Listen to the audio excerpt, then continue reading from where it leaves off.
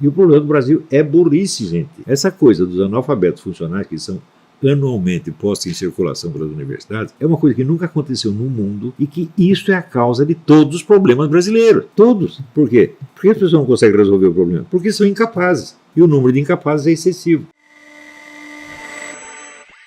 Quer dizer, a pior coisa da vida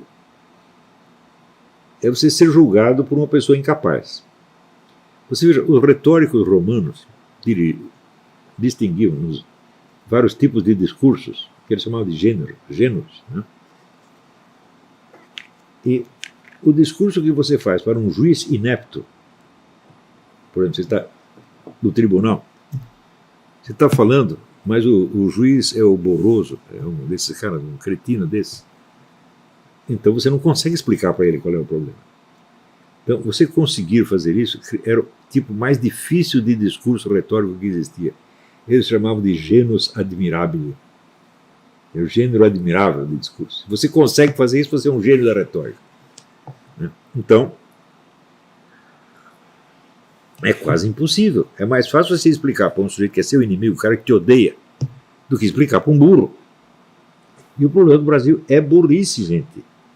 Essa coisa dos analfabetos funcionais que são anualmente postos em circulação pelas universidades é uma coisa que nunca aconteceu no mundo e que isso é a causa de todos os problemas brasileiros. Todos. Por quê? Por que as pessoas não conseguem resolver o problema? Porque são incapazes. E o número de incapazes é excessivo. Quer dizer, se você tem 50% de analfabetos funcionais, não quer dizer que os outros sejam gênios. Podem ser pessoas capazes de ler e mais nada. Né? Então, isto é uma calamidade. Isto é pior do que a roubalheira, pior do que a corrupção, pior do que o crime, porque isto é a causa de tudo. Acontece coisa ruim porque as pessoas são burras.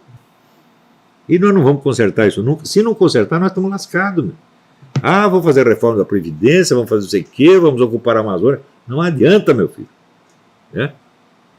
Não adianta. Se tudo que você está fazendo, você está usando este material humano, vai dar tudo errado sempre. Já dizia Santo Tomás de Aquino, não existe ação sem o agente, porra. Né? Ah, queremos um Brasil melhor. Quem vai fazer o raio do Brasil melhor? Esses caras? Né? Essa Carmen Lúcia que pergunta ao presidente, por que o senhor está mandando o exército para a Amazônia? Eu digo, se a senhora não sabe isso, a senhora tinha que ser demitida, porra. Quer dizer, como é que uma juíza federal não sabe por que precisa ter forças armadas num território vazio, com uma fronteira imensa, por onde pode passar tudo. Né? Ela precisa perguntar isso aí? Não, ela tem que saber, pô. Né? Não é perguntar para o presidente. Né? Então, esse requerimento dela é uma confissão de ignorância criminosa. É estupidez criminosa, como dizia o Eric Weger. Né?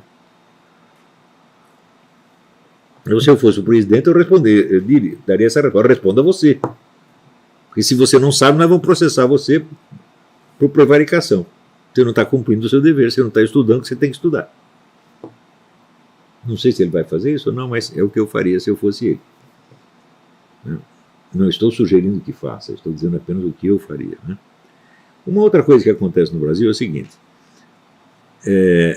Como você tem esse império da ignorância, a ignorância prevalece mesmo entre pessoas que sabem alguma coisa.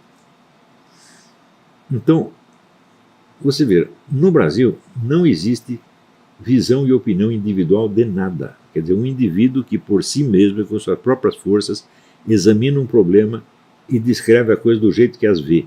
Ninguém faz isso, eles não são capazes de fazer isso. Isso é uma capacidade intelectual altíssima. Então só o que o pessoal sabe fazer é repetir opiniões de grupos.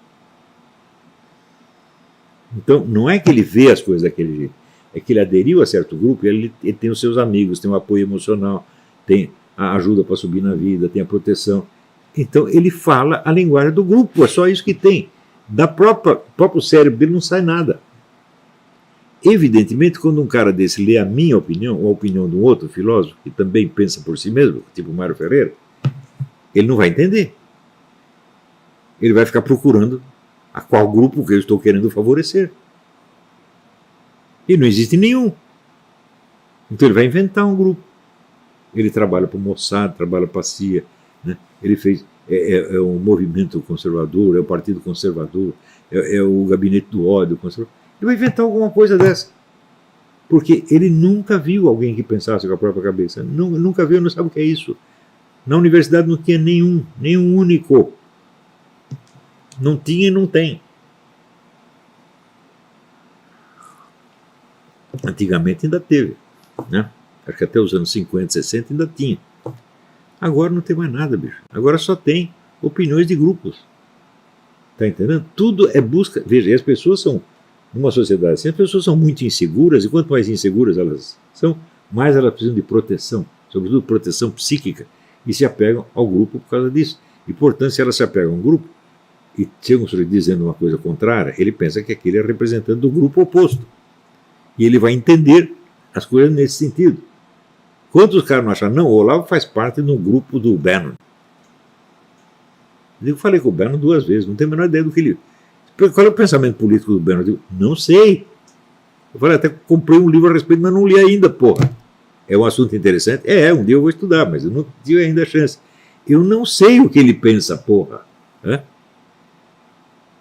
Então, como é que eu posso pertencer ao grupo dele? Ele diz, que grupo? E é para fazer o quê? Né? Era para botar o Trump no poder, para tirar o Trump do poder, para encher o cu de dinheiro, para fazer o quê? Não tenho a menor ideia, pô. O Trump, o Bannon pegou mesmo esse dinheiro que diz que ele pegou? Não tenho a menor ideia. Né? Então,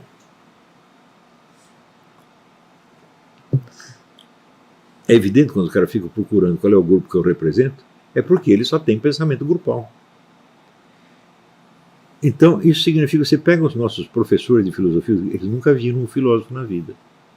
Eles não sabem o que é um filósofo. Né? Ele não sabe que um filósofo é um sujeito que não precisa de grupo nenhum. Né? Por definição, se ele precisar, ele não é um filósofo. Ele pode ser um jornalista, pode ser um propagandista, pode ser um ideólogo, mas o filósofo não é. Então, na filosofia, vamos dizer, a originalidade não é uma coisa que você busca, que você quer porque é bonito. É uma coisa obrigatória e indispensável. Você é um filósofo porque você pensa originalmente, quer dizer, você pensa a coisa desde a origem. Então, qualquer discussão pública no Brasil é só besteira. E esta é a causa dos nossos problemas. Só quem pode resolver isso, sabe quem é? São vocês. Se vai sair algum dia uma elite intelectual capacitada para discutir os problemas, vai sair daqui, porque da universidade não vai. E eu já criei, com vocês, com meus alunos, mais gente capacitada do que qualquer universidade no Brasil. E não acho que isso seja um grande mérito. Quer dizer, você fazer algo melhor do que pessoa que já está fazendo bosta, não é um mérito, mas não é um grande mérito. Não é isso? Assim como você ser o maior filósofo de um país que não tem filósofo nenhum, também não é um grande mérito. É até obrigação.